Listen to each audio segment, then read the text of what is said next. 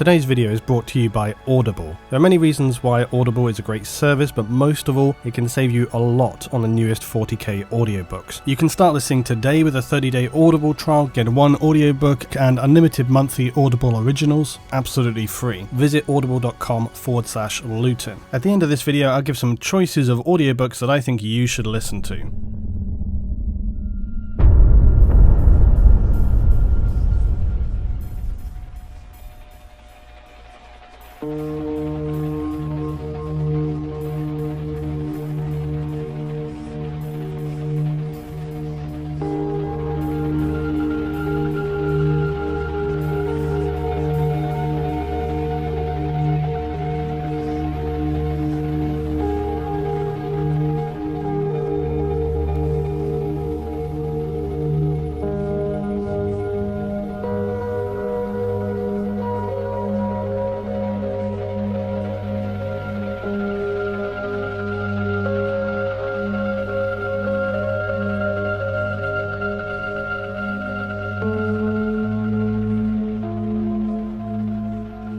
There are some things in the great and vast darkness of the galaxy that for humanity are best left unknown. For others, the pain inflicted by those most deplorable of creatures goes far, far beyond the physical. There are some within the Imperium who, through no fault of their own, are exposed to and understand the suffering inflicted by the darkness of the warp and the chaotic entities and beings that existed within that parallel space, but they are not the only ones who carry darkness within them. There are others who are in many respects equally depraved, figures who live each day and every day to inflict suffering, but not just pain, not just tedious, banal pain through physical agony, no. There are those who have made the suffering of others a culture in its own right, whose citizenry bathe in the distilled pain, despair and agony of others. The Eldari, otherwise known as the Eldar, aspire to somehow salvage and then reclaim their lost glory and respect throughout the galaxy. There also exists somewhere out there in the void their polar opposites, and they are known to the Imperium as the Drukhari, or more crudely, the Dark Eldar. And for these lost souls, unlike their brethren, they have no such laudable aspirations. Instead, they're content to wallow and saturate their minds in the darkness and nightmarish orgy of pleasure combined suffering that once first unleashed the thirsting god of Slaanesh upon the galaxy. The Chaos God who, in its violent birth, obliterated the Eldar civilization as it was and brought an end to the Age of Strife. Where the Proto-Drukhari destroyed their own race in this moment, they unwittingly enabled humanity to be reborn into a new age where the Emperor of Mankind would rise to power and his warriors step out to dominate the galaxy as part of a new Imperium of Man. Unlike the vast majority of the Eldar though, some saw the horror that lay on the horizon and made preparations accordingly. Others were lucky enough to find themselves protected by a coincidental alignment of perverse necessity. This is the story of those depraved beings, for today we will learn finally about the Dark Eldar.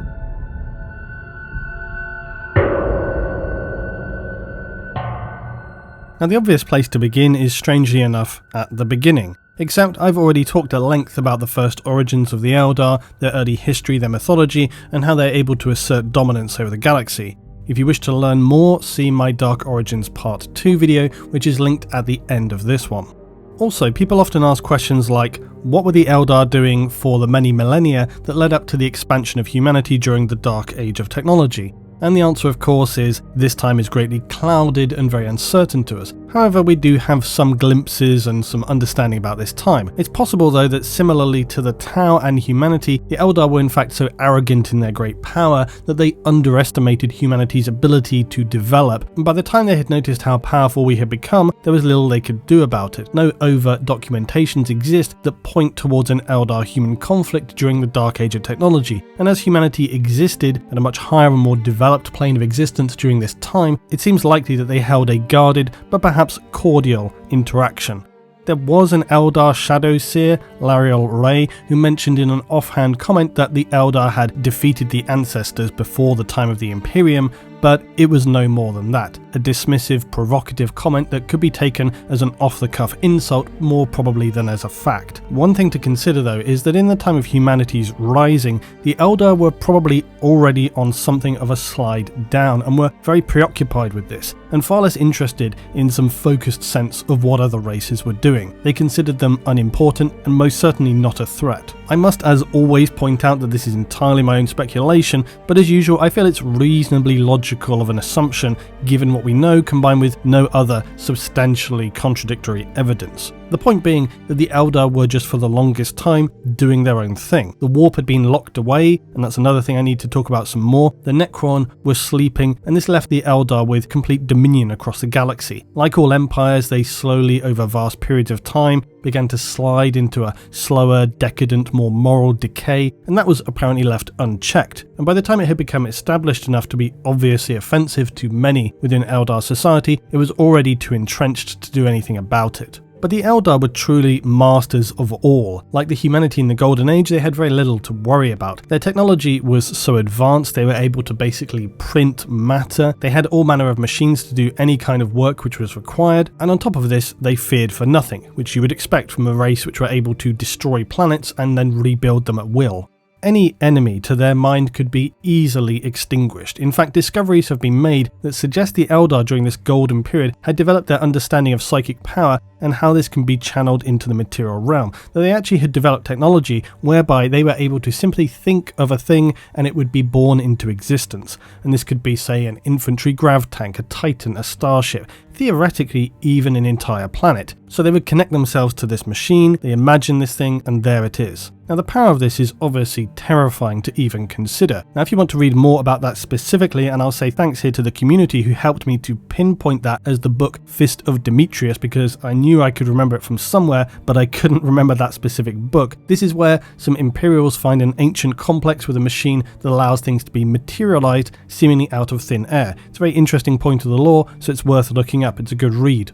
The main thing though to understand is that the Eldar before the fall were an extremely advanced race both in mind, spirit and physically. They have senses far beyond a human, they can move like lightning faster than human eyes are barely able to perceive, and their emotions are so strong if a human had to try and process them, it would either send them insane or they'd just break down into mental jelly. Now unbeknownst to the Eldar, who had for millions of years existed with the warp as their source of power, things were stirring in the immaterium, dark things.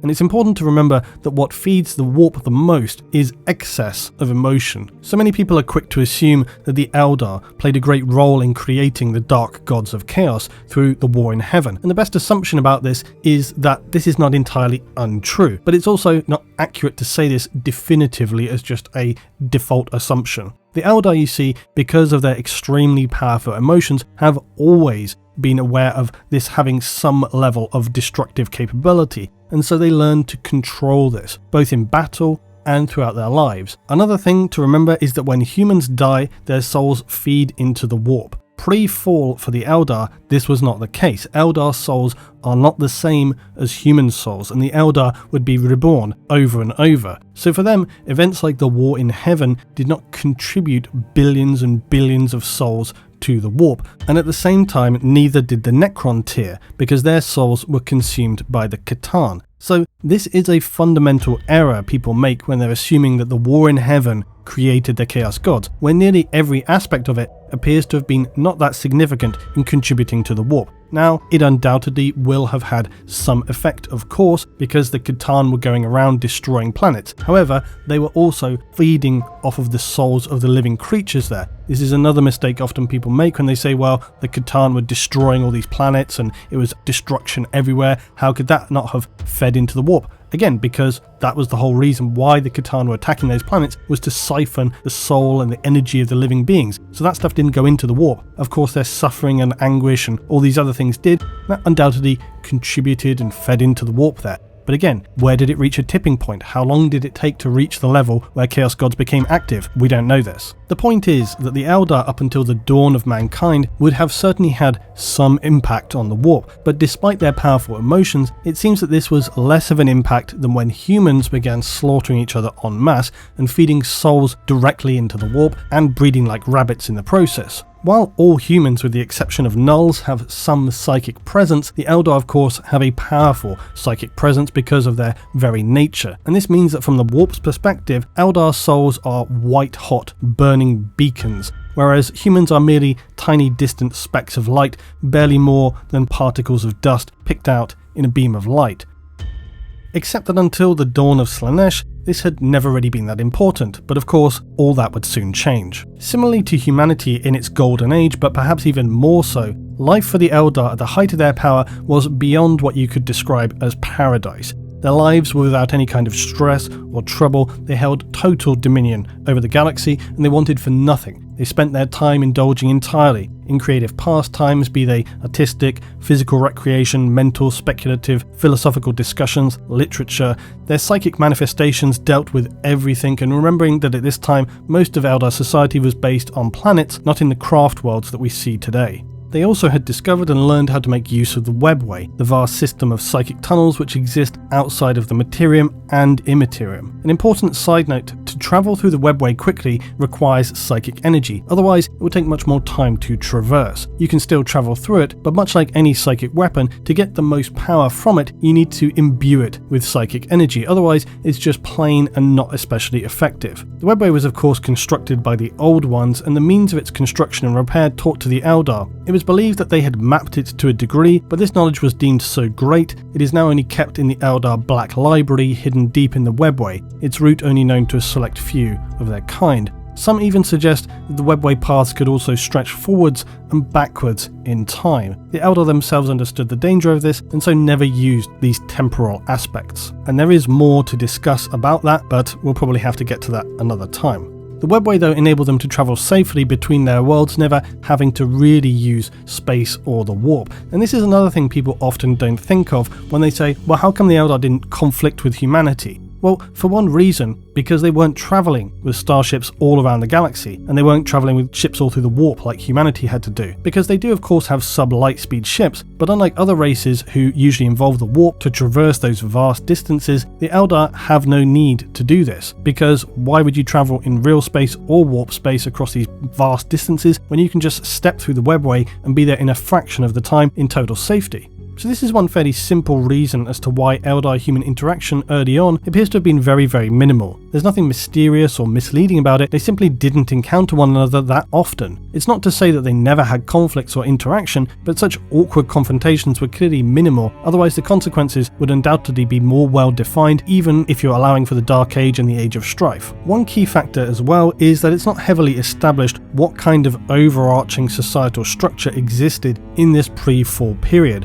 One thing we do know is that it seems to have been relatively dispersed, that is to say that it had something of a clan-like culture. This is played out as well by how this continues to this day, and the craft world Eldar are likely the same groups who existed during the pre-fall Eldar culture. And this cultural layout undoubtedly meant that similarly to our world and the fog which exists between countries in terms of just what is going on, meant that as Eldar culture began to change, it likely was not immediately clear that this was happening, and even when things began to grow more extreme, how much this would have been commented to other parts of the Eldar civilization as a whole is really unknown. For the Eldar that live now in the time of the Imperium, this lifestyle of carefree indulgence and technology has been completely lost. If you wanted a modern analogy that's actually pretty apt, you might say that the Eldar in the 41st and 42nd millennia are living lives effectively under psychic lockdown compared to where they were previously. They're largely confined to their craft worlds. They avoid interaction with other races other than their own as much as possible.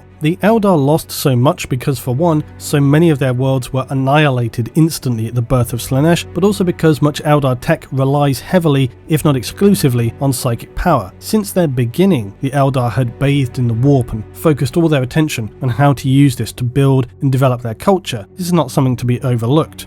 While the Eldar do understand science, as do humans because they are an advanced race, they never went through that same process of research and industry and mechanical fabrication as humanity has. In fact, there probably are things that they don't understand which humans do. They instead base their culture on Wraithbone, a psi-plastic based on warp energy crafted by what are known as bone singers. Whereas the Imperium is based on Golden Age knowledge that is heavily science and mechanically focused, the Eldar use psychic power and the warp for almost everything. But because they're so weakened and fearful of attracting the attention of Slaanesh, this greatly limits them in terms of what they can use. It's still a lot more than other races, but nowhere near what they would have been doing pre-fall. And this is one reason why they are so hamstrung in the 41st and 42nd millennium. And then of course we come to the Dark Eldar.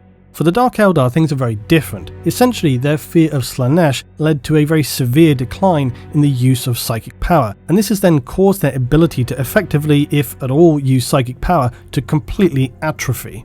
Now, as I said before, it's not entirely clear what kind of power structure the Eldar had pre-fall. They appear to have had some sense of nobility, respected elders that seemed somewhat divided by what could be described as clans. Probably the best way to think of them is similar to the period of Greek city-states, where there was no real central government, but they were still informally united. Their specific areas were independent. This seems to be somewhat of a reasonable comparison to pre-fall Eldar. It's likely that far back in ancient Eldar history, they were more united as a single people, but over time they fragmented into specific areas doing their own thing. And basically they had much in common, language, collective history, and so on, and for the longest time there was really no need to form some huge overarching government, because simply there was no need. You usually have some kind of overarching structure to handle things and deal with threats and, make some kind of collective decisions because it's necessary. But the Eldar didn't need this. Their lives were provided for, and within their very specific regions, decisions were probably made by just a council of elders. That's elders, not Eldar. It probably didn't need to be any more complicated than that, and if it did, they probably would have grouped up and come together, but most of the time that was never necessary.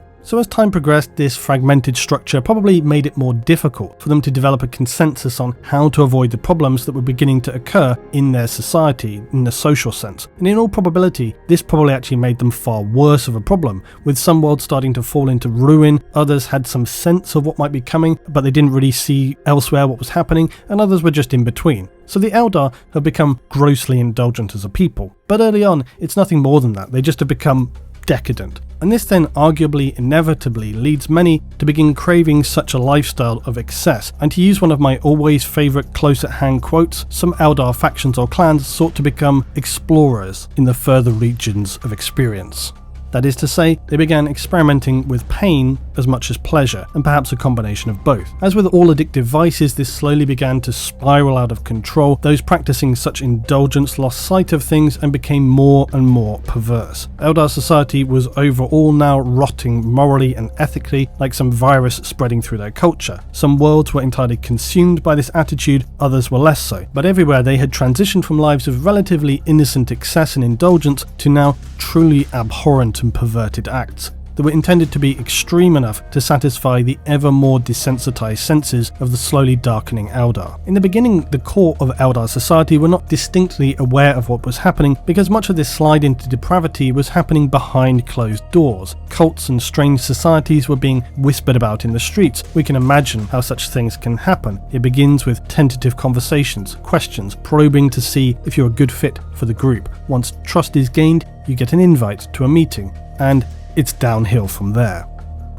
Over time, these groups became more brazen. They might publicly test the waters with their morally questionable activities, seek to diminish it as extreme, so that society slowly becomes numb and exhausted by these conversations about these groups, and a little bit more, and a little bit more, and finally it's too late. It would only be those who are known today as the Exodites who started to understand early enough the direction things were headed in, and you could very much consider them the doomsday preppers of the Eldar, because they saw the writing on the wall and were basically like, we're getting the hell out of here, and began to retreat to worlds that were very much on the periphery of Eldar society and the galaxy, selecting worlds to settle on where they could keep well out the way of what was coming. More than this though, the Exodites were also essentially doom prophets, and as most doom prophets are, they were dismissed out of hand by the majority of society, who just did not want to admit or even consider at such an early stage that they had a major problem on the horizon. And this was one of the weaknesses of the Eldar, that their sheer unbridled arrogance and ego, and as I often say, it's all too so commonly the nature of things that people never want to change a comfortable way of life and react to a situation until it is literally too late to do anything about it, and you can take your pick of real-world examples because they're so readily available. Unfortunately, these doom-mongering calls to the Exodites were brushed off as being either puritanical ranting or a disingenuous project of fear-mongering that would surely not come to pass. The counter-argument of the Eldar pleasure cults would be a, well, what's the worst thing that can happen, rationale. What came next was the beginning of a total breakdown in the Eldar civilization that saw their formerly casually united worlds become more and more polarized, and this is when many began to see that things were not going in a stable direction and began advocating for an end to the excessive lack of self-control that these dark pleasure cults were displaying, and the other side, of course, pointing back ever more viciously, screaming that they could do whatever they want, and regardless, what were they going to do about it anyway? Now, you might have thought that this would be where a civil war could break out, but it seems that the Eldar, trying to avoid a further downward spiral, understood that such a thing was not going to be helpful or improve the situation in any way. Plus, if that's how things went down, it was probably already then past a point of that being able to constructively save the situation. But arguments begin to break out more and more to try and rationalize things. Some despair about how their lives have no meaning because they no longer seek to move forward or struggle for anything, and while those in the opposite camp would posit that it is in fact exactly their lives of extreme endless experience that must exist to honour those who could not have achieved such things before, and that this was in fact entirely the pinnacle of lifestyle that they had always sought to achieve. They were doing the right thing and they should embrace this and continue to push it forward. As things continue to deteriorate though, they of course become progressively worse. You hear descriptions of the darker aspects of Eldar society no longer being satisfied with just pleasuring and experimenting among themselves. This is where we begin to hear of the earliest gangs of the pleasure cults capturing innocents, dragging them back to be preyed upon, tortured for days or weeks or months in the most perverse and creative ways imaginable. By now, the Exodite Eldar are long gone, having abandoned their civilization, believing it to be a completely lost cause.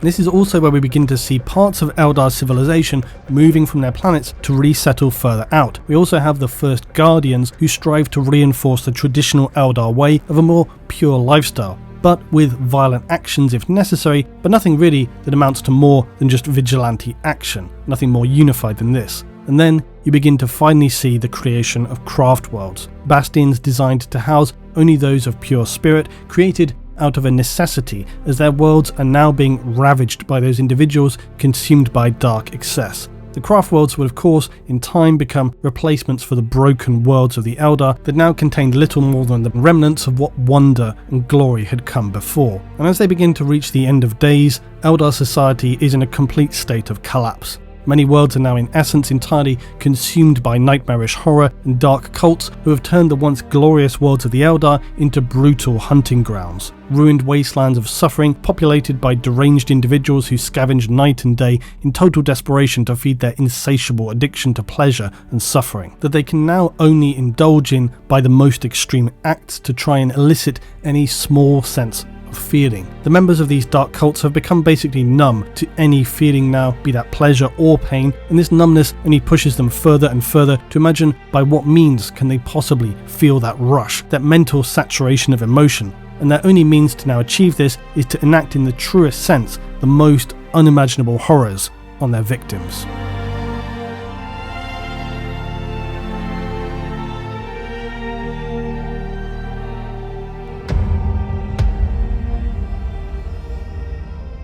As the power of these dark cults continued to grow across the worlds of the Eldar, and as some of their activities became ever more extreme, for whatever reason it was seen as being sensible to relocate into the webway. And this move by some of these cults in what is still essentially the pre-fall toward the webway is what I'll simply refer to from here on as the Dark Eldar, because they then begin to commandeer hidden ports and they set up strongholds at key webway junctions to ensure the security of their debased pursuits.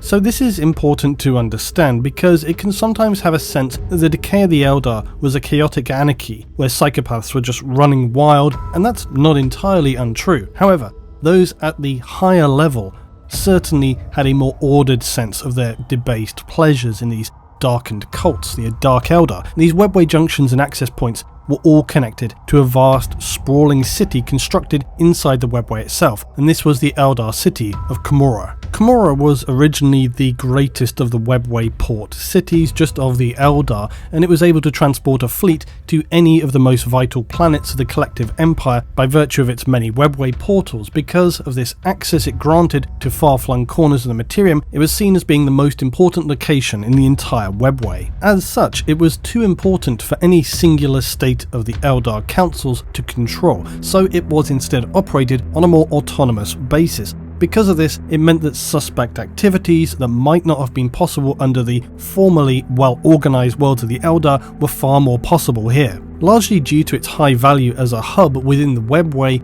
Commorragh inevitably expanded quickly, in fact so much so that as it spread outward into the void, it began to consume other webway port cities, estates and sub-realms. Commorragh grew larger and more impressive as it fed on and plundered resources. All of this, of course, remaining largely unseen. The self-serving lords, who at this time ruled Commorragh's dens of vice, grew in status alongside their adoptive city, initiating more and more of the Eldar into their shadowy depths. It was much through necessity as it was need that Commorragh became a place of focus for the dark cults of the Eldar, the Dark Eldar. It suited their needs perfectly in every respect. Out of sight, out of mind. So when Slaanesh was finally born into the warp, the psychic shockwave that consumed trillions of Eldar and billions more besides tore reality asunder as the Eye of Terror appeared upon the galaxy as a breach ripped between the materium and immaterium. Whole star systems fell into orgies of horrific cannibalism and violence. The majority of the Eldar race was wiped out in an instant. No matter they were dark cultists or pure Eldar trying to turn back the tide of despair, all were consumed by a cataclysm of terror and pain. Many Eldar planets were either destroyed or violently sucked into the warp itself. In its place now stood a maelstrom of chaos. The Slaanesh gorged upon the incomprehensible, all-consuming agony of the Eldari, and the warp storms that had plagued the galaxy would finally abate. There was no force capable of constraining this event. Slaanesh was such a powerful creation that it consumed the Eldar gods of their ancient mythology. The few Eldar survivors were now left scattered across the galaxy, and for the longest time in a deep shock, unable to comprehend the true horror of what had befallen them. Most of all, their inability to prevent it had deeply scarred their sense of superiority and invincibility. But worse would be to come, of course, when they discovered that they were unable to be reborn as they always had been, and were now to some degree mortal entities like the filthy monkey of humanity. Those souls of the Eldar, obliterated by the birth of Slaanesh, were now the captives of She Who Thirsts, and they would endure endless suffering at its behest. While Slaanesh extinguished the pure and the depraved alike who had inhabited real space, this was not the case for those who remained in the webway. However, the birth of Slaanesh was so powerful that its psychic shockwaves were felt even in the webway, and it suffered terrible damage from the blast that tore holes through it, ruined some pathways forever, and damaged Eldar constructs within it. Those who had established themselves in and around the area of the webway containing Commorragh survived, and suffered minimal, if any, damage. Like the Craftworld Eldar, the Exodites, the Harlequins, they had escaped the unbelievable horror of Slaanesh. Unlike many Eldar who continued to exist in real space, the Eldar of Commorragh felt no need for repentance or atonement. They saw no need to alter their ways, unlike the Puritan Eldar who even now were restructuring their civilization and developing new strict paths to follow. These were alien concepts to a people who acknowledged no limit to their power or capabilities. And soon enough, though both the surviving Eldar and Dark Eldar would discover there was a continuing dire problem for them. They had both discovered to their horror that they were no longer able to be reborn through the warp as they had been for millions of years, but for the Dark Eldar they discovered something even more disturbing.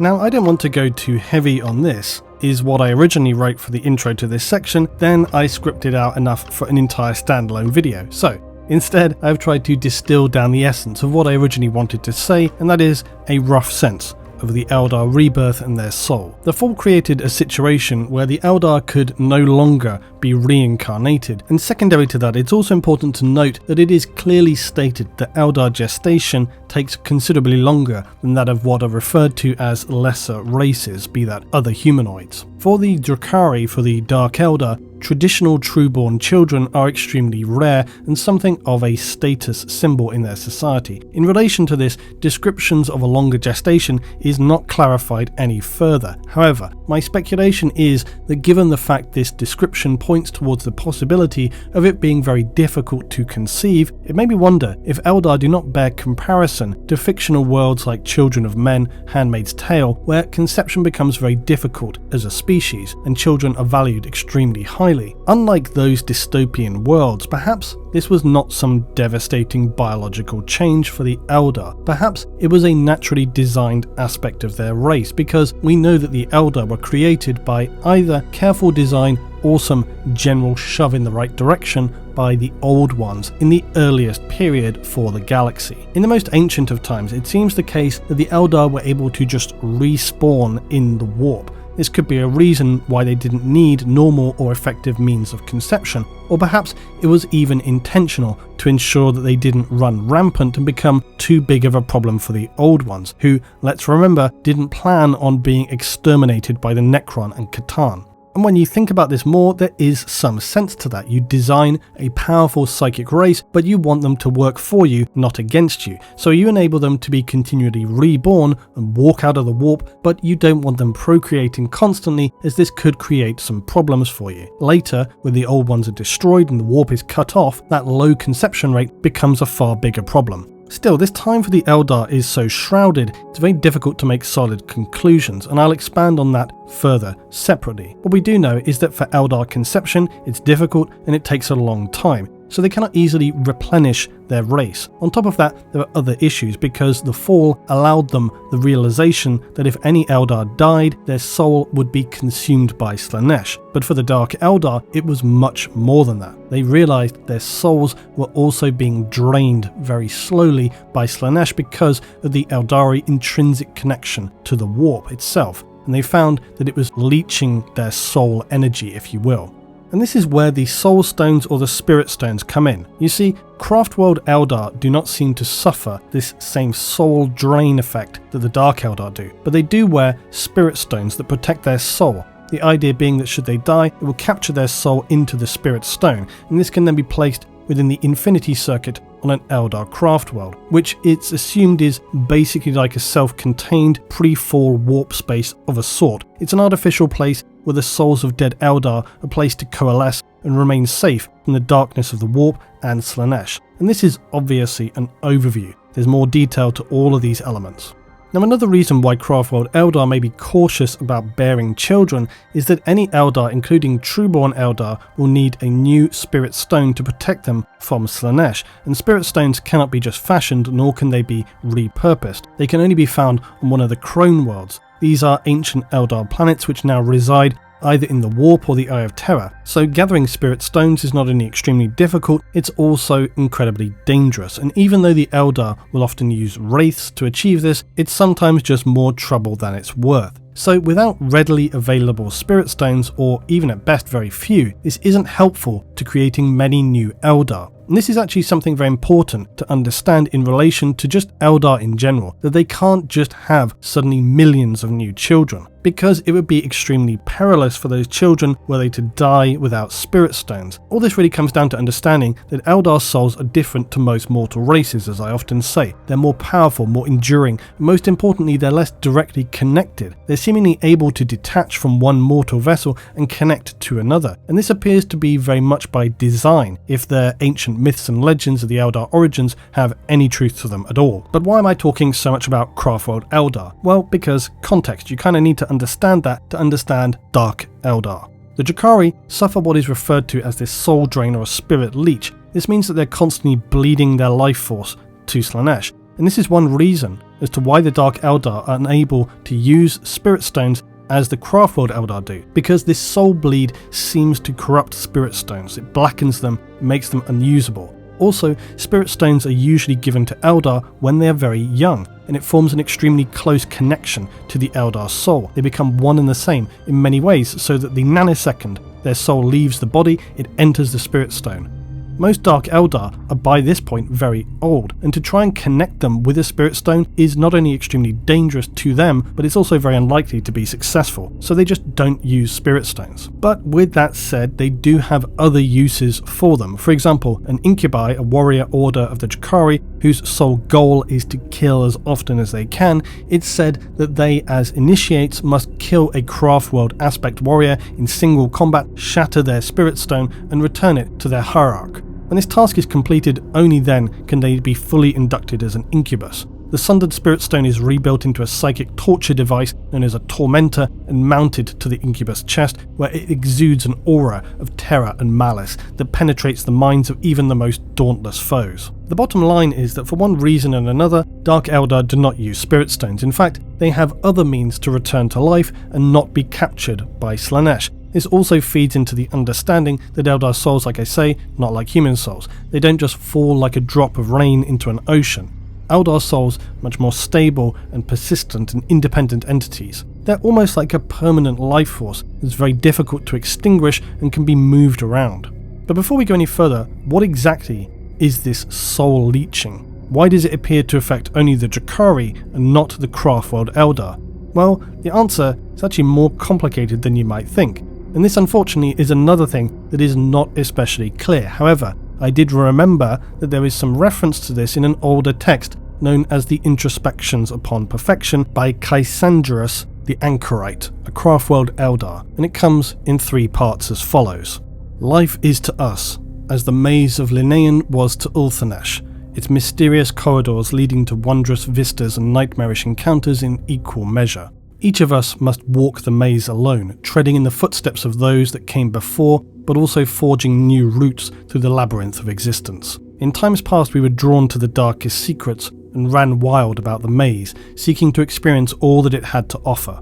As individuals and as a civilization, we lost our way and in doing so created the means for our doom, unfettered exploration leading to the darkness of the fall. In the emptiness that followed, a new way was revealed to us, the path. Through the wisdom of the path, we spend our lives exploring the meaning of existence, moving from one part of the maze to another with discipline and guidance so that we never become lost again. On the path, we experience the full potential of love and hate, joy and woe, lust and purity, filling our lives with experience and fulfillment but never succumbing to the shadows that lurk within our thoughts. But like all journeys, the path is different for each of us. Some wander for a long while in one place, some spread their travels wide and visit many places for a short time, while others remain for a long time to explore every nook and turn. Some of us lose our way and leave the path for a time or forever, and some of us find dead ends and become trapped. In the spring storms of youth, it is common amongst our people to question the validity and indeed sanity of our ways, most especially the pursuit of perfection in but one field of endeavour at a time, the path, as it has been called since our ancestors created it. While the young are intellectually capable of studying the tragic lessons of the fall and the great enemy unleashed by our ancestors, their view of the universe is too narrow to truly see the lessons intrinsic in the terrible events which destroyed our homeworlds and drove forth the survivors to wander the stars. It is true of all that in youth there is great bravery and great foolishness in equal measure, an abiding belief that no obstacle is too great to overcome, no foe too mighty to defeat, no problem so complex that it cannot be solved. Conversely, it may be said that those who survive the galaxy's tumult for long enough come to believe that all obstacles, foes and problems may not be resolved, only allayed for a brief sliver of history, which in turn is but an instant in the slow dance of the universe. Thus it is that young and old clash incessantly over the necessity of the path. The young rail against the restrictions it imposes upon them, much as our forebears did. They wish to taste every sensation, every emotion within their newfound world as soon as possible. They do not fear the great enemy that was created by the desires of our ancestors, for their whole conception of her evil is gleaned from distant tales and legends, and that which brought fear in the nursery is spurned and ridiculed in adolescence. Only with time can they begin to feel the terrible thirst which we gave her and begin to understand that she is a mirror image, a reflection of our worst excesses given life by the debauchery and depravity which preceded the fall. Long ago our race realised that the only way to elude the great enemy was to shatter the reflection, to live a life of denial and focus upon but one aspect of life, pursuing it unto perfection. That is anathema to the young, just as it is to the great enemy. The young do not desire the discipline of the path, but rather the curiosity drives them to try every fruit from the tree. Thus it is that so many take the path of wandering, or the path of damnation in their first years of adulthood, and so the great tragedy of our kind is played out again and again as the number of our people shrink from generation to generation. The greatest truth about the path is the simplest to say and yet the hardest to comprehend. In this profound moment comes a realization of the genius of the Azyrian and the flaw in their genius.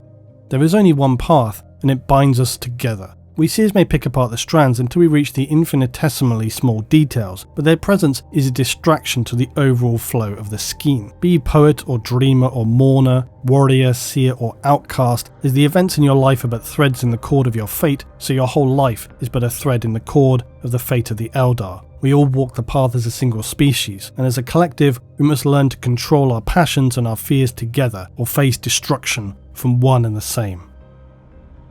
Now that is quite a long meditative piece, but it gives us some critical information once you dissect it. In the foreword, this line which states, "On the path we experience the full potential, but never succumbing to the shadows that lurk within our thoughts." In the second piece, where it talks about many Eldar not truly understanding the nature of things until they experience it for themselves. Only with time can they begin to feel the terrible thirst which we gave her and begin to understand she's a mirror image, a reflection of our worst excesses, given life by the debauchery and depravity which preceded the fall. Long ago our race realised that the only way to elude the great enemy was to shatter the reflection, to live a life of denial and focus upon but one aspect of life, pursue it unto perfection.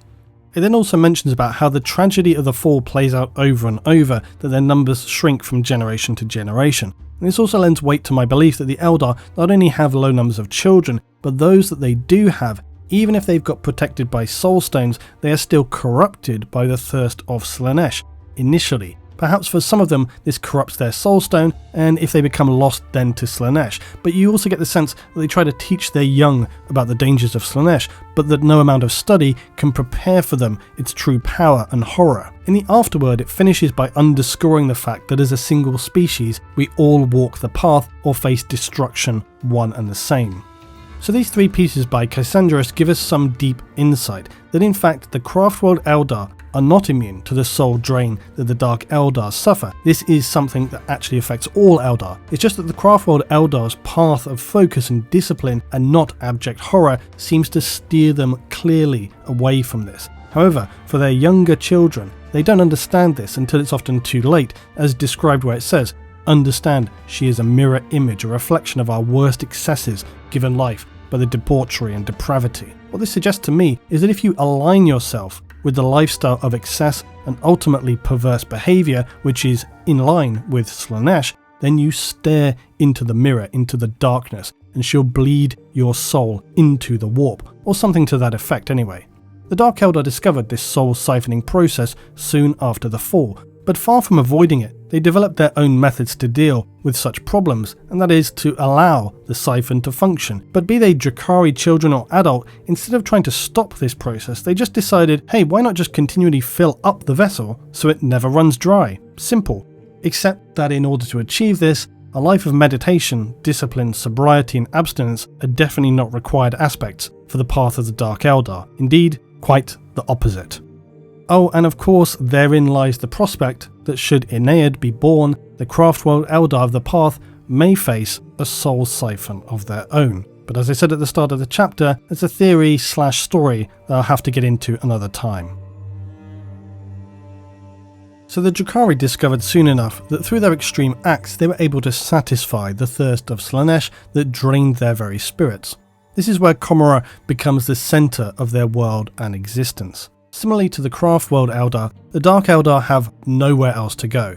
They become entirely focused on satisfying their ever-draining souls and their constant need to engage in decadent depravity. The Dark Eldar had now become little more than sadistic parasites who subsist upon the anguish of others in order to prevent the slow death of their immortal souls. 10,000 years later, in the 41st millennium, Slaanesh's thirst pulls at them still. There truly is no escape. The Drukhari have unwittingly doomed themselves, exchanging a horrific but mercifully swift end for an eternity of ghoulish starvation.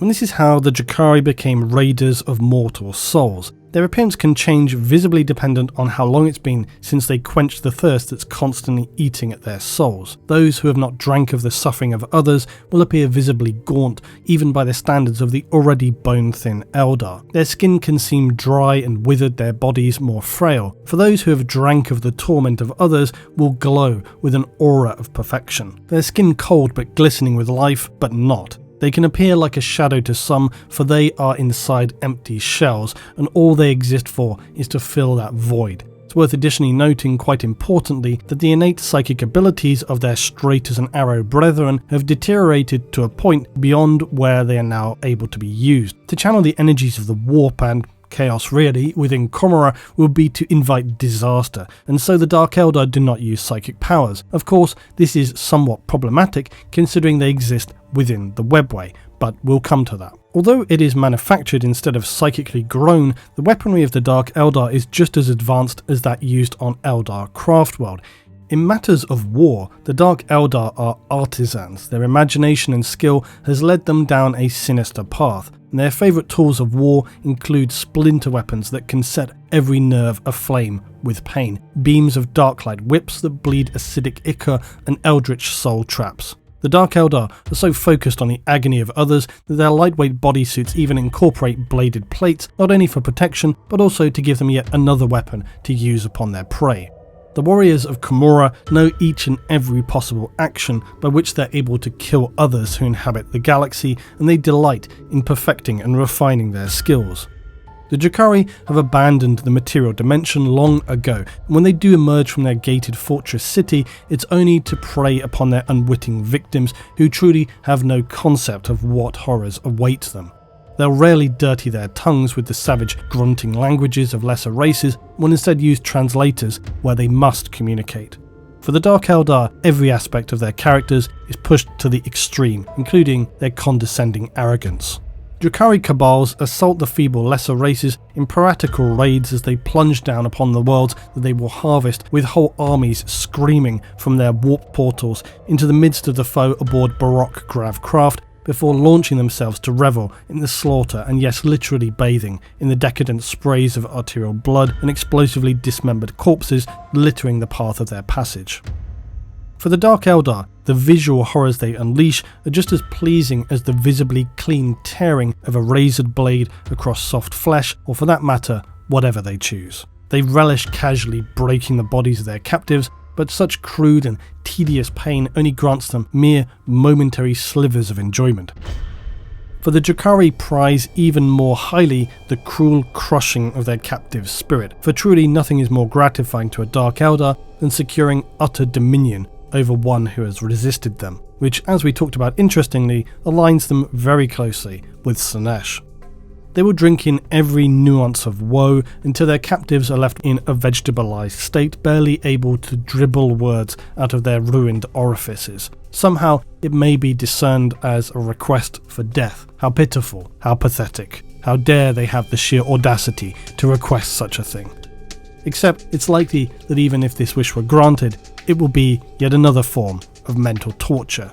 As for many, this will not be the release they were wishing for. They will instead be brought before the foul Dark Eldar Haemonculi, the guardians of life and death who hold many an individual's fate in their distorted claws. For the many whose minds are already beyond the point of conscious awareness but still able to feel, they will be rent and reshaped into undying trophies or even grotesque items of jewellery, furniture or decoration. Many a Haemonculi's lair features disturbing, moaning, nerve-inducted twitching of things and objects fashioned from the still living remains of their favourite victims. Other unfortunate captives that no longer have any use will be slowly rendered down like so much fat. Their final fate is to become imbibed as some description of an elixir or powerful narcotic destined for the monstrous beings who stole their so precious lives. And all of this is the most narrow snapshot of what takes place within the darkest recesses of Commorragh.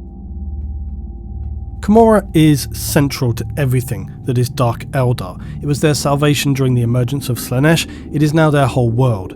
Commorragh is the launch pad for the Drukhari. It is their hub city by which they reach out into real space to then drag their unwitting victims back to the darkened corners of hell. It's important to understand that when we talk about the webway being a series of tunnels linking one place to another, it's a common mistake to think of it simply as that corridor or tunnel connecting two places. But the webway is far more than this. The webway, similarly to the warp, appears to ignore dimensional rules and physics. The spaces inside of it can be absolutely vast, large enough to carry entire fleets of ships, indeed entire cities, and who knows, potentially even planetary-sized bodies. It could in theory contain an entire race in complete isolation from the rest of material space and the immaterium. It's tempting to think of the webway as another dimension itself, except that it is not, and that's important to remember, even though to all intents and purposes it does act like another dimension. But the webway is a constructed artificial pseudo-space that exists between the material realm and the warp. This is why it can be accessed from both and linked between these spaces. The other faction who dabble with dimensions are of course the Necron, but Lord knows I do not want to go off on a tangent right now and submit you guys to yet another physics lecture. Many sections of the webway were destroyed during the fall and have further deteriorated in the time since. The wards which once acted as a defense against the dark energy of the warp were broken beyond repair by the fall, and when activity boils over within Commorragh, the totality of the psychic signal of the Drukhari radiates even more powerfully than usual, thus drawing the entities of the immaterium toward the dark city like apex predators catching the scent of blood in the water. These incursions are referred to by the Drukhari as disjunctions, and it should be not underestimated how catastrophic such events are for the inhabitants of Commorragh. Hellish warp creatures burst through the gaping cracks of the webway to feast upon the souls of any Dark Eldar they come across. Spires or slums, it makes no difference to the demonic entities, and soon all of Commorragh becomes a brutal war for survival. No disjunction, though, has eclipsed the devastating consequences which occurred during the breaching of Cain's Gate. Returning to the webway and the city though, the critical thing to understand is that although the webway is described as a bridge and a series of pathways, it can also open out into these large dimensional spaces that can allow for entire cities like Commorragh to exist, and perhaps even bigger. For ordinary mortals to look upon the worlds within the webway, it can be a mind-bending experience, as ordinary laws do not seem to apply here. In fact, it can even seem as if the eye is playing optical tricks and become very difficult to look at for your average pleb mortal. And still, the webway is not what it once was, and now even though they shelter from the storm of the warp, the Drukhari are far from safe here, and this only feeds their anxiety and heightened sense of their own precarious situations. Commorragh is the dark city which seethes with a constant flow of corruption, as it draws evil to itself only to breathe it back out into the void. Today, it is an endless nest of architectural contradictions and spatial anomalies. Each of its estates has been overdeveloped to such an extent that their growth has been forced into the vertical plane, and the rival regions sprouting upwards like a tangle of needle plants fighting for a scrap of sunlight. Each of these spires and towers is linked to its fellows by hundreds of curved arches and strands and crested with complex silver structures that glow with stolen energies. Its towering palaces reach both upward and downward, spiraling into the depths of captive space. With each passing year, the parasitic city seeks to devour ever more of the hidden dimension that acts as its host. Some areas of the city are more well known than others, some mapped and some are not. Others are death to enter unbidden. The personal realms of powerful archons or cadaverous homunculi who do not take kindly to unsolicited intrusions, yet most dangers are those regions that have fallen into disuse due to either structural or dimensional collapse. And these may take the form of monster-haunted wastelands of vitreous wreckage and ossified remains, or lakes of seething poisons and screaming shadows. The latter will often have suffered dimensional breaches due to the partial or total collapse of the webway around them, and may be bombarded by the light of dying stars, or exist within fields of entropic radiation that wither living creatures to dust in seconds. But the more desolate areas around and below the great city are known as Low Commorragh. These ruins of shattered spires and hidden Kabals dot through this darkened wasteland. Here exist the Drukhari who have fallen out of favour or fallen on hard times. They're forced to feed on pain like starving refugees and will fight each other for the privilege. Out here exists a place known as the Central Core Spur, a dangerous place with sharp falls, twisting ravines, where at its base lies a river of acid. Yes, that's right, a river of acid, because once you have your river of acid, you can fight battles to the death over it, and the loser is sent hurtling to a horrible, dissolving death to become part of the frothy, caustic sludge that then washes upon its shores. There are also mercenary districts and various shanty towns out here on the periphery of what passes for Drukhari civilization. Assassins and hunters will compete for the best murder contracts distributed by the Dark Eldar Kabals. The inner rings are known as the core of Commorragh, and here you'll find ancient noble houses. They contain old citadels attended by true-born warriors, some of whom are said to descend from the original Eldar of the Fall. Below this region lies the underworld, aptly named as here exists a labyrinth of darkened horrors where the homunculus covens exist. Their disturbing laboratories sprawl below the core of the city where they ply their bizarre craft. Throughout its harrowing maze of dark chambers that one might not care to peer in upon for the sounds which emanate within, you would not wish to become disorientated within its vast corridors and hidden passages. Its twisting stairwells are lit by lamps sewn into the eye sockets of incautious visitors, and the bodies of countless alien species are flensed so as to line the walls and exist as still living relief sculptures. The homunculus covens, despite appearing as appalling dens of depravity, are in fact invaluable to the denizens of Commorragh. They deal in body modification, drug production, and by a wide margin, most importantly, they're experts in the resurrection of dead flesh, and the reason for this will clarify shortly. Lastly, we come to the aptly and definitely not over-dramatically named Chasm of Woe. It's a newer region of the city, and it's also one of the most dangerous and horrific. And the reason for this is that the chasm is swarming with demons. Now this might sound strange and pretty contradictory, but it's a very recent development and a direct result of what is known as the Great Disjunction. And to understand this, we have to talk about Cain's Gate, which is a region of Commorragh. It's located in the depths of its undercore and was known only to a select few. It is a direct gateway to the warp. Remembering what I noted about how the webway bridges between material and immaterial space, and that it can therefore be open to either, depending on, of course, where you are. However, the consequences of this opening into Commorragh should be obviously not something that any would desire, least of all Dark Eldar. Now, in the period of 497 M41, something began to test the weak points in and around Commorragh. Methodically attempting to locate points of entry, it was noted that a steady pounding began to be heard on the other side of the gates of Cain. And from there on, a figure who was known as Overlord Vect, a very powerful Cabal leader, indeed the most powerful Dark Eldar in existence, orders some 500 Drukhari incubi warriors to be permanently stationed at the gate. Not wanting to take any chances, Vect also establishes fail-safe systems around the gate, such as temporal flux mines, nulls, and a dimensional mirror that will throw anything reflected in its surface directly into the heart of a sun. This increased force does nothing, though, to slow the increasing activity. Whispering and micro-vibrations begin to be noted at the regularly inspected gate. Now, Overlord Vect claims to have witnessed the fall of the Eldar personally.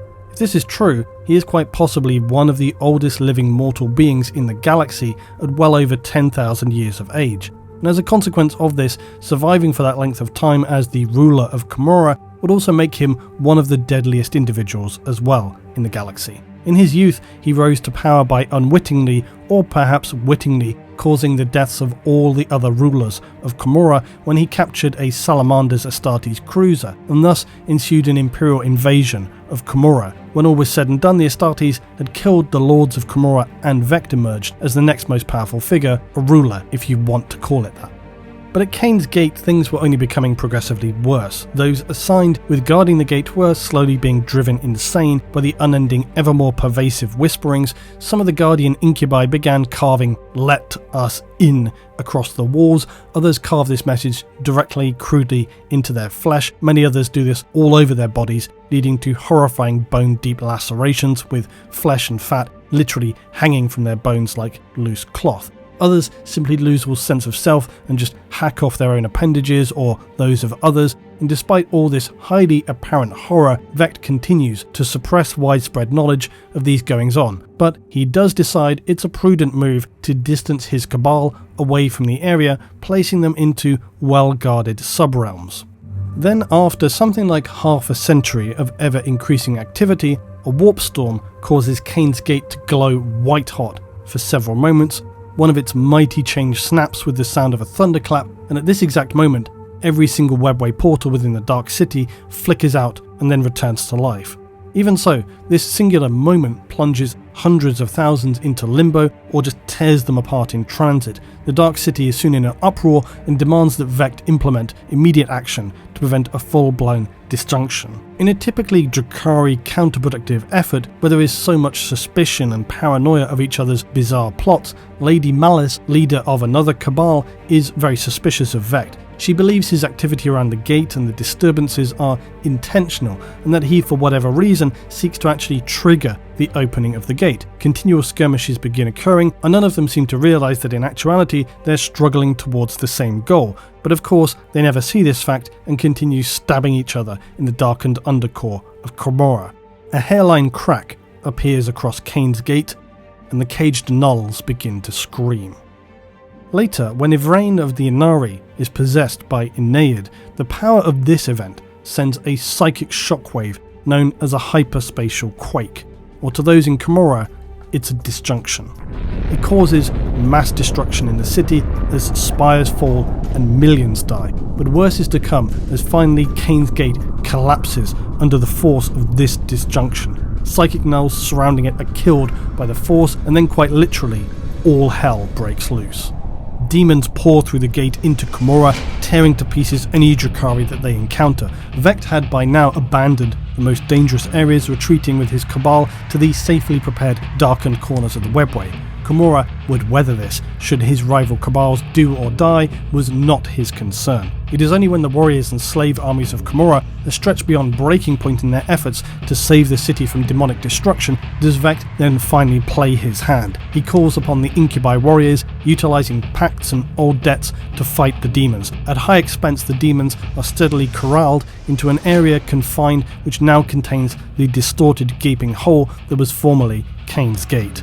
This area is then subsequently severed from the rest of Commorragh, plunged into a nether abyss which comes to be known as the formerly discussed Chasm of Woe. But despite this, all they have done is to create a concentrated, chaotic, demon-infested abscess at the lower centre of Commorragh. More of the Dark City's subdimensions are plunged into the chasm as armies of warriors and their slaves with them in an attempt to keep the Chaos entities from reaching the heart of Commorragh once more.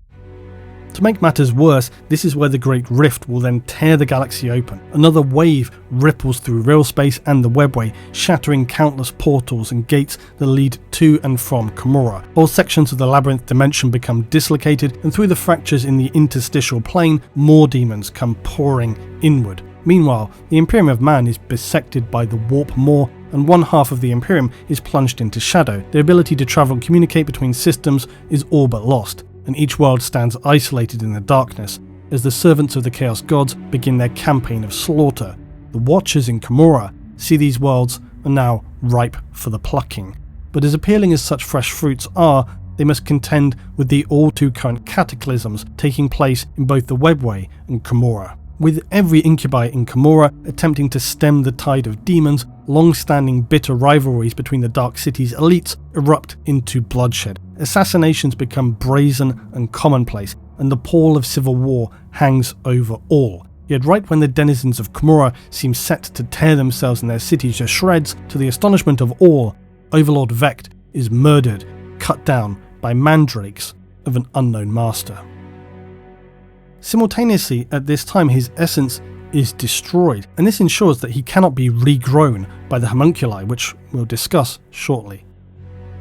The threat of an internal conflict is soon replaced by an uneasy stillness, as every Commorragh must assess their alliances.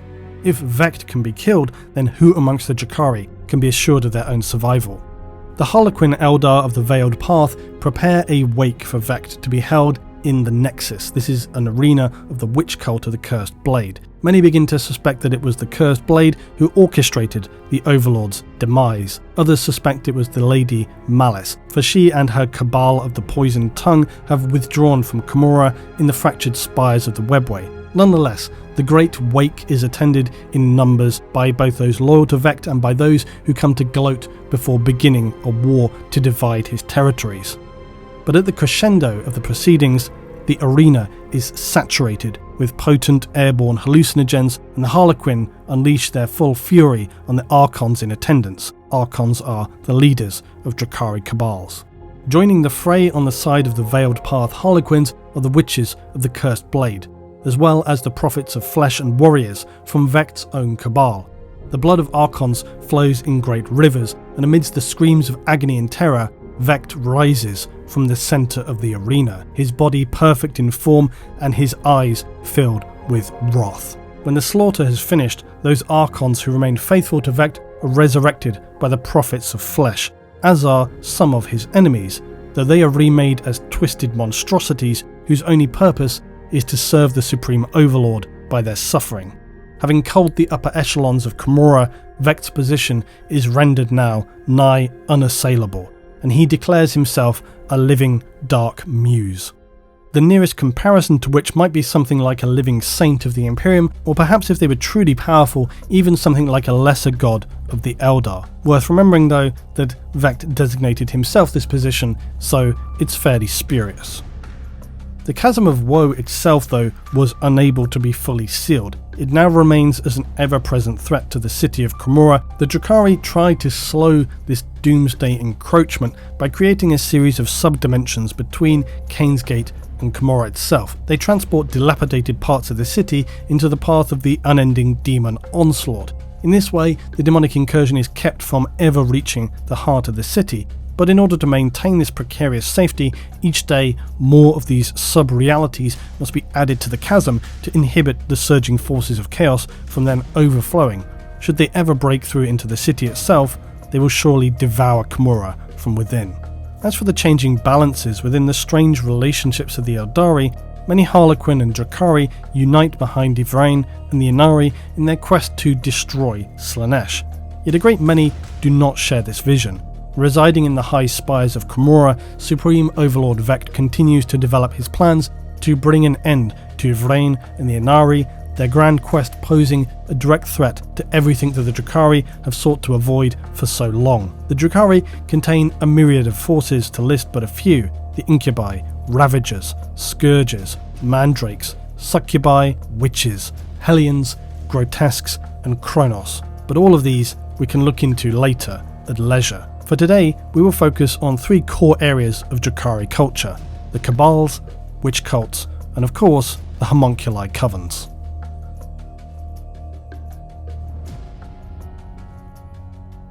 The Kabals of the Drukhari are essentially its power structure. It's not really a political structure in any sense, more a loose grouping of autonomous organisations who are a blend of organised crime, pirates and aristocratic nobility. All the best things for a healthy society together at last. The Kabals will vary wildly in terms of role, territory, reputation, power, and so on. Rivalry is fierce, and assassination attempts between bitter enemies is common. A small cabal will often house several hundred Eldar, while a major house may contain millions. In some respects, it's not all that dissimilar to a strange combination of Hive City nobles seeking to retain family power mixed with underhive gang warfare. They will focus on their day-to-day activities of capturing slaves, manufacturing drugs and weapons, territory control, and of course, cutting the throats of any upstarts who are developing ideas above their station. Elitism and cabal status is a way of life, with many areas of the city only being accessible to certain noble houses.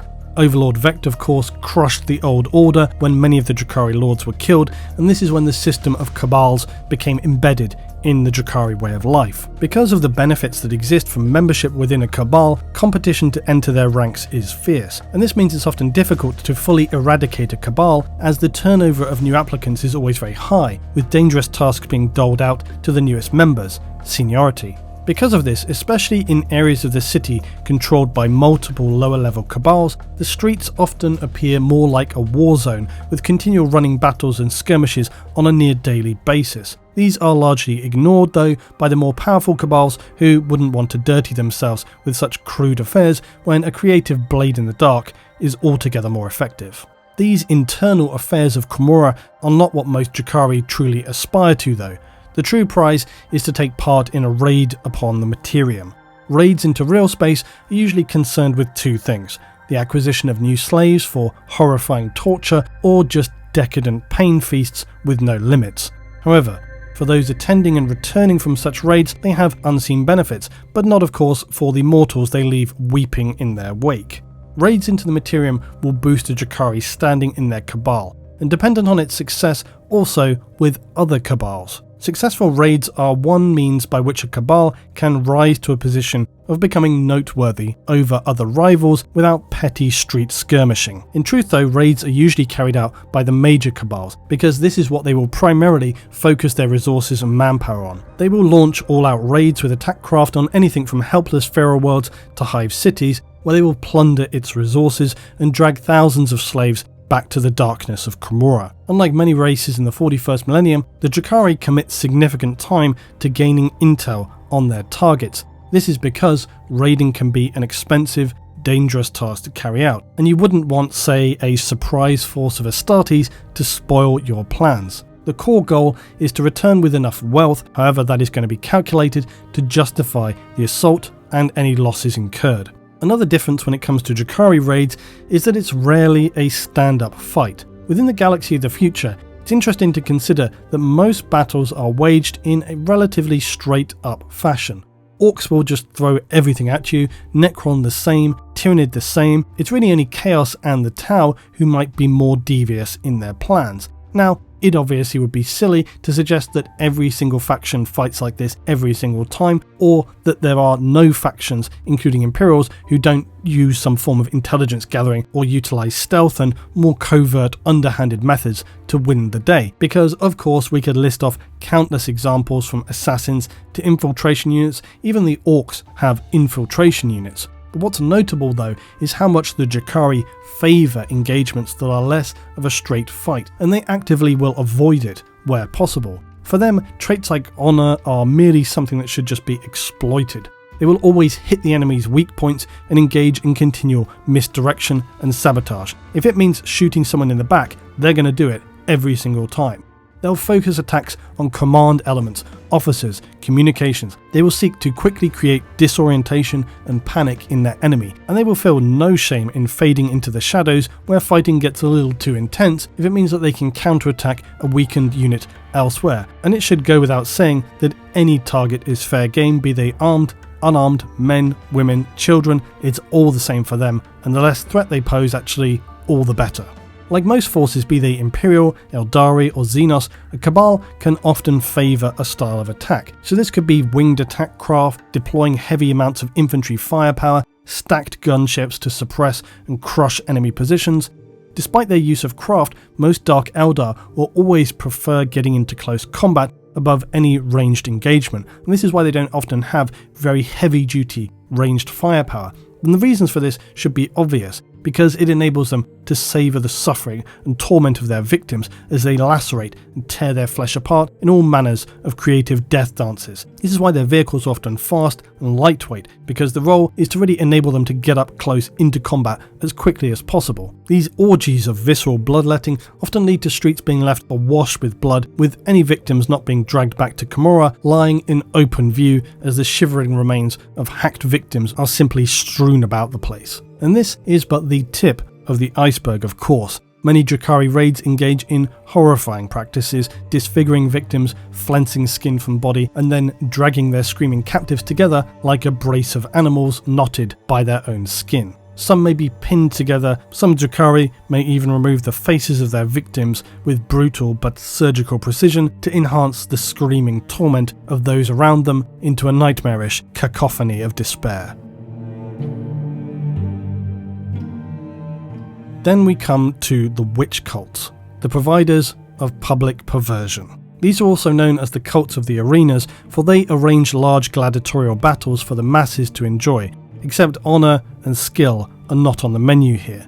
They're designed only to be more violent and extreme with each engagement. The reason for these arenas' existence at all is that despite continual raids, there cannot possibly be enough mortal slaves for each Drukhari to engage in continual personal torture, so instead these events arenas are ways for an ordinary Drukhari to wet their whistle, so to speak.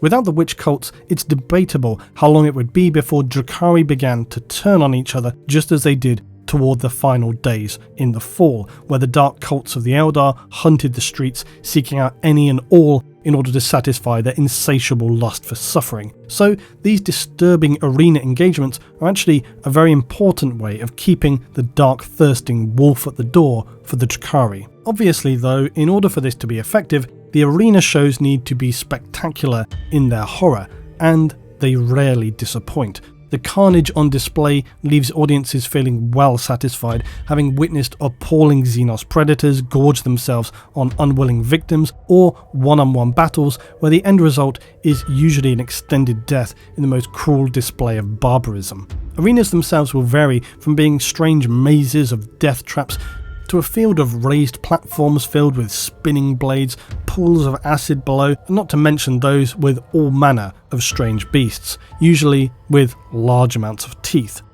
Some use the bizarre way that physics seem to become flexible within the webway, as it is observed by mortals who set eyes on Commorragh. These arenas could contain strange kinetic traps, mechanisms that are energy-based hazards, or just spaces that defy any rational sense.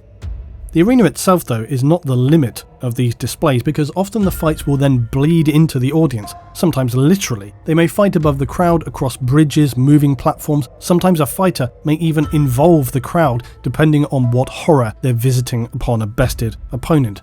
The arenas crackle with tension. The viewers lean forward in their seats with eyes wide and the leers of hungry predators etched upon their faces, be they aerial ballets of bloodletting, zero-gravity mass murder, or carefully selected menageries on the prowl. All cult performances have one thing in common: the arena is slick with blood and viscera by the show's conclusion. These cults, though, are not purely for entertainment. As with gladiatorial battles of old, the Wych Cults generate considerable social power within Commorragh, and consequently they are very valuable allies for any Cabal. Not to mention the fact that their membership usually numbers in the 1,000 and are all highly trained killers who are worth recruiting for really any fight. They will put their time in to assist the Kabals as well, because one thing they require is a strong supply of new slaves to use for their arena displays, so the Kabals and Wych Cults both benefit from strong ties between one another. But they can also operate independently. Witch raids are considered an art form of themselves to many Dark Eldar, and a place on these raids can indeed come at a high price. Having said all of that, despite all the artistry and pageantry to which the Wych Cults play up to and are known primarily for, their displays are truly a veritable orgy of violence and carnage. They're experts in combat, and they employ surgical precision to eviscerate their enemies. Any who may bear witness to their engagements would describe the horror as a bizarre juxtaposition of joyous celebration twinned with ruinous horror. Wherever the Wych Cult will visit, they surely leave behind them a broken, mangled wake of shattered mortal corpses. And then at last, we come to the Coven of the Haemonculi. They are legendary masters of torture and despair, but they also play a far more vital, indeed critical role for the Drukhari. At a base level, they produce drugs and toxins, cruel abominations that deal in body modification and abhorrent, unnecessary surgery and vivisection. Yet their endless experimentation and diabolical methods have brought to hold power over death itself, and for the Drukhari, this has become one of their most valuable services. At some time, every Dark Eldar must visit the Haemonculi, though likely not by choice. They occupy the vast labyrinth beneath the core of Commorragh, and here in the darkest pits of the damned, they ply their trade and indulge in horrors that mortals could only describe as being like the mythical realm of hell itself. Their walkways, halls and corridors are a maze of optical illusions, living mortals twisted into the form of objects. Eyes follow you embedded within the walls, and many things appear to be in a still state of living, despite the seeming impossibility of such a fact.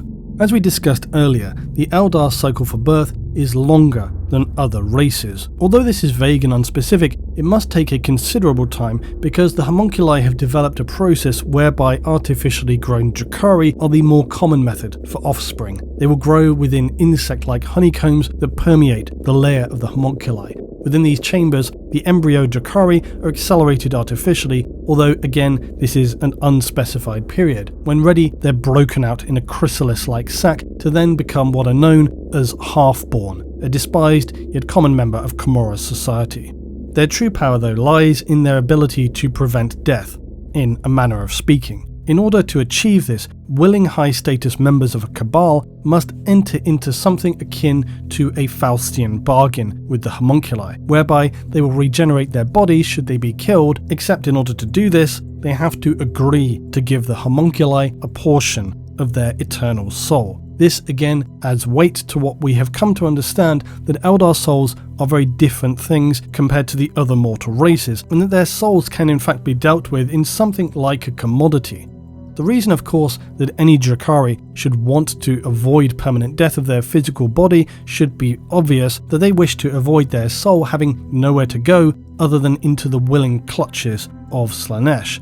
So the Haemonculi are capable of restoring an entire body, the physical self, with the smallest amount of that person's remains. In addition to what I've said already about the Eldar Soul and mortal souls, there seems to be an additional thing we learn here about the way in which Eldar Souls, Dark Eldar, Drukhari seem to be able to exert some will over what happens next. This also bleeds into this idea that Eldar Souls formerly did not necessarily go into the warp immediately upon death, but instead lay in something like a purgatory. Regardless, providing the physical body can be restored within a day or so, there's a strong chance that the Drukhari soul will be able to locate it and resume its state of living undeath.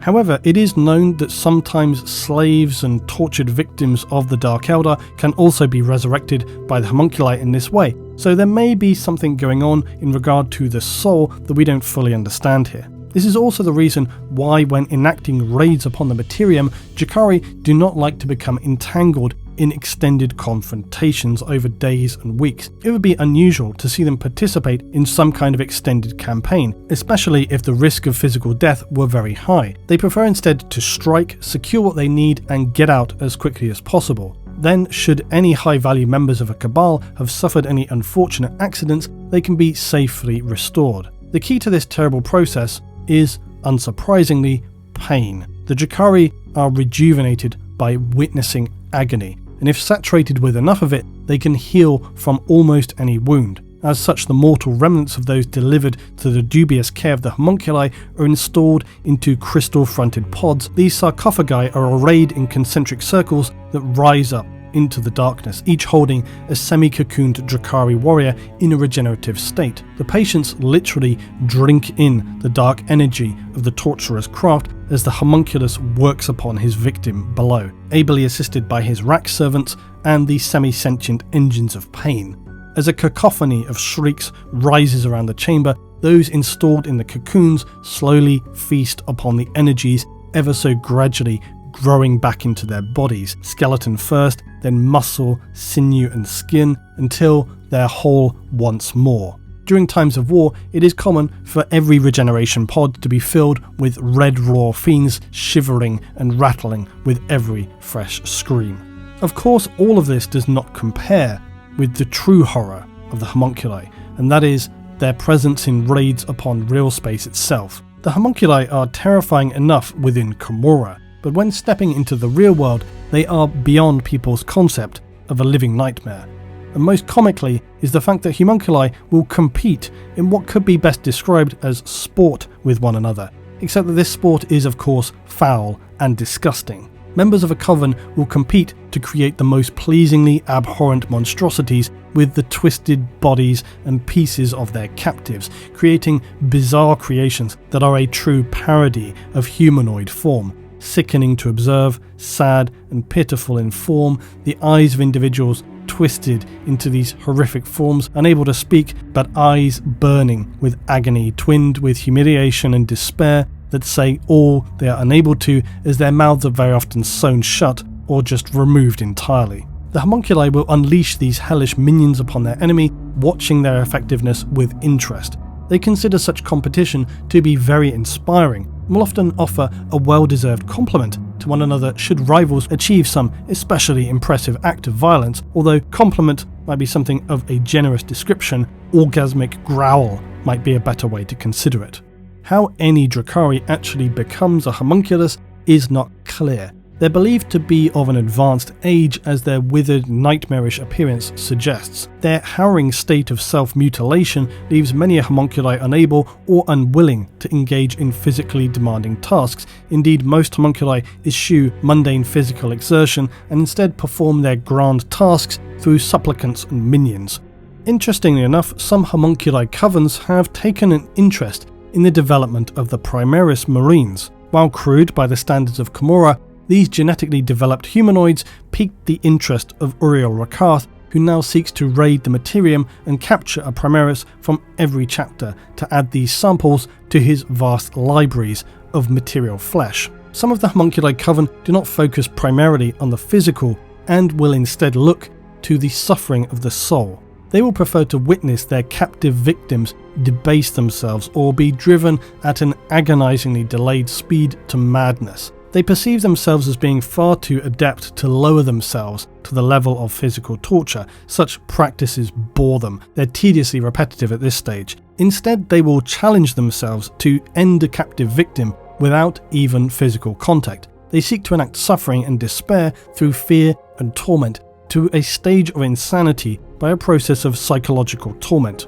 Of course, this may take many months or even many years to achieve, and they will be there by their victim's side to savour every second and minute of it. This has enabled them to develop chemical or pathogen-based weapons. Some even suggest subdimensional parasites that lay eggs in their subject's brain, that once infected will drive the target afflicted with waking nightmares so intense that they will claw out their own eyes, rip off their face, or even drive sharpened lengths of material into their brain to silence the horrors they are unable to escape or abate. Of course, the process of regeneration is not limited to the Drukhari. Some homunculi will ensure their victims go through continual, repeated states of birthing, so that even should they die or commit suicide as a result of their torment, they will be forced to endure it again and again, unable to free themselves from their suffering. Of course, there is one more I choose to make mention of, that is, the flesh collectors. When homunculi send their Talos engines to accompany a raid in real space, these monstrous servants are often tasked with collecting specific samples for their masters, and typically this involves devouring certain types of a creature from a planet's populace or subsuming a specific individual such as a planetary governor. However, at times the demands of the homunculi are far more nuanced. When raiding Tal space, the Talos known as the Marrow Giver was once instructed to consume only those fire warriors who had witnessed the rest of their strike team slaughtered before them. Failure to complete such a task, or worse, deviation from instructions, inevitably will see a Talos dismantled and discarded.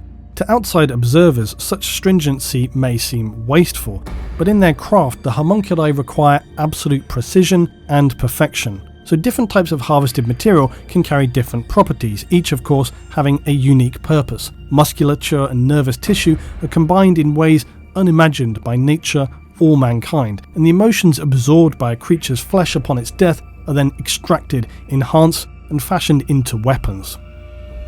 So to pollute such work with impurities, meat from a wrong species, blood permeated with the wrong emotion, would be to spoil the homunculus' work, which they may have slaved over for many decades. It could deny an entirely new, morbid creation to the galaxy. Furthermore, the homunculi may often wish to reconstitute the soupy remains of a Talos victim and then revive them into life so they can then be interrogated again before, of course, a harrowing existence of pain and suffering.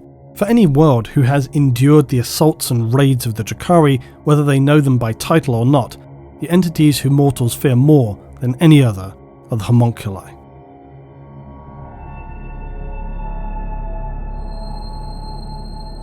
Lastly, we often endlessly repeat the phrase, "In the grim darkness of the far future, there is only war."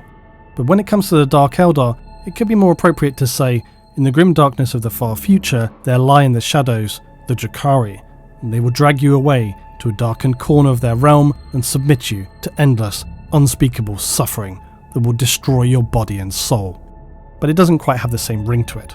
At face value, the Drukhari are living nightmares, terrifying monsters who seek only to inflict misery, despair, and agony upon others. This is, of course, entirely accurate, but scratching the surface to a deeper level, stripping away their spiky armour and numb, cold-hearted exteriors, they are in many ways more like scared, lost children who strayed from the path and now live each and every day in constant anxiety of each other, and so as to avoid the drain of Slaanesh, where to find their next fix. The Drukhari twist their bizarre imaginations and perverted ambitions to drive their upside-down society, and yes, their hellish endeavours are all too real for the slaves and captives forced to suffer in Commorragh, but all we can do for such lost souls is give to them our pity and prayer.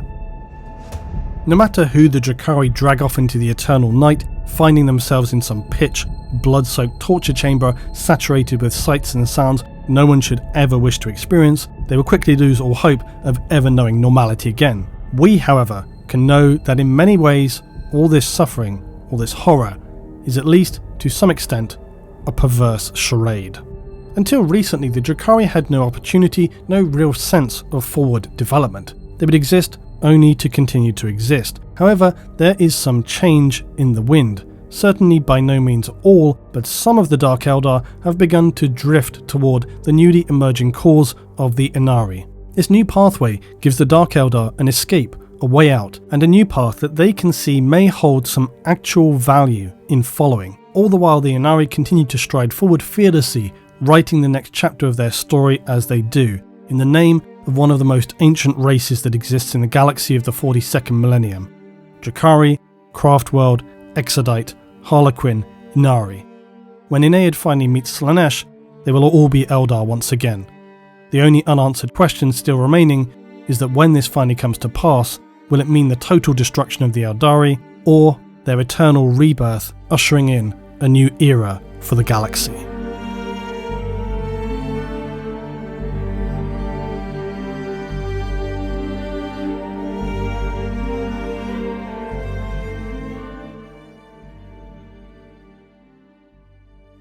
So now I just want to talk briefly about Audible and why I think it is an excellent service for you to use. Many of you guys continue to tell me that you use this service and why it is so good, and I've included your comments as I always do here on the screen so you can see for yourself why it is a great service. You can start today with a 30-day Audible trial, 1 free audiobook and unlimited monthly Audible originals. Just be sure please to use my link above, audible.com/Luton, or for those of you in the US, text Luton to 500 500. Now even if you just want to try Audible and see if it's a good fit for you, this is a good opportunity because you get the free 30-day trial and 1 audiobook, and that book can be any length. You could choose a 40k audiobook that's 10 hours or something shorter like a 30-60 minute short story. As always, I want to recommend some titles for you, and unfortunately the Dark Eldar are a little slim when it comes to audiobook options. However, I have 3 choices for you today that I'm sure you would greatly enjoy, each of varying length. First up is Cadia Stands. This is not a short one at nearly 8 hours in length, but this is one reason why even I choose to use audiobooks, because it means I can listen while painting and really make the best use of my time. The book deals with the time on Cadia leading up to the 13th Black Crusade of Abaddon, and we see things from an Imperial Guardsman's perspective. This is a fantastic listen because you really get a strong atmosphere of what life is like from a more human perspective, not the higher end of the power scale in the Imperium. You'll hear about the frustrating bureaucracy that ordinary humans have to deal with, but also the strength, character and mindset of humans in the 41st millennium. You only have to look at other people's reviews on the site to see why it's so great, with one person even saying it inspired them to begin a guard army. Now next I've selected Valdor. Now Valdor came out only in March of 2020, and it touches on a variety of issues and comes in at a fairly comfortable 6 hours. You can consume that in an afternoon easily. The main reason though why I selected Valdor is because I know it will be of interest to many of you. It's set in the final days of the Unification Wars, and quite honestly I don't want to say more than that other than it deals with the dark fate of the Thunder Warriors, and that alone should make you want to check it out. It is a very good story and I am sure you wouldn't be disappointed.